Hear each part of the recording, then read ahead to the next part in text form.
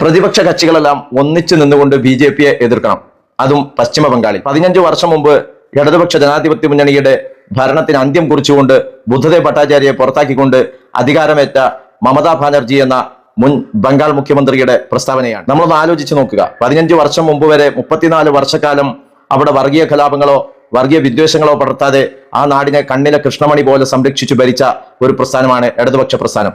ആ ഇടതുപക്ഷത്തെ തകർക്കുന്നതിന് വേണ്ടി സിംഗൂരും നന്ദിഗ്രാമും ഉൾപ്പെടെയുള്ള വിവാദ വിഷയങ്ങൾ ഉയർത്തിക്കൊണ്ടുവന്ന് അവിടെ നിന്നും ഇടതുപക്ഷത്തെ തൂത്തെറിഞ്ഞ മമതാ ബാനർജി എന്ന അന്നത്തെ അധികാരിയായിട്ടുള്ള നേതാവാണ് ഇന്ന് ഈ ഒരു പ്രസ്താവന നടത്തിയിരിക്കുന്നത് എന്നുള്ളത് കേരളത്തിനും ഒരു ദിശാസൂചകമാണ്. വരും നാളുകളിൽ ഇന്ന് ഇടതുപക്ഷത്തെ തകർക്കാൻ വേണ്ടി കച്ചകെട്ടി ഇറങ്ങിയിരിക്കുന്ന മുസ്ലിം ലീഗിന്റെയും കോൺഗ്രസിന്റെയും നേതാക്കന്മാർ ഇടതുപക്ഷത്തോട് അഭ്യർത്ഥിക്കും, അല്ലെങ്കിൽ ഇടതുപക്ഷത്തോട് ആവശ്യപ്പെടും വരും നാളുകളിൽ ഒന്നിച്ച് ബി.ജെ.പിയെ എതിർക്കാൻ നമുക്ക് ഒറ്റക്കെട്ടായി നിൽക്കാമെന്ന്.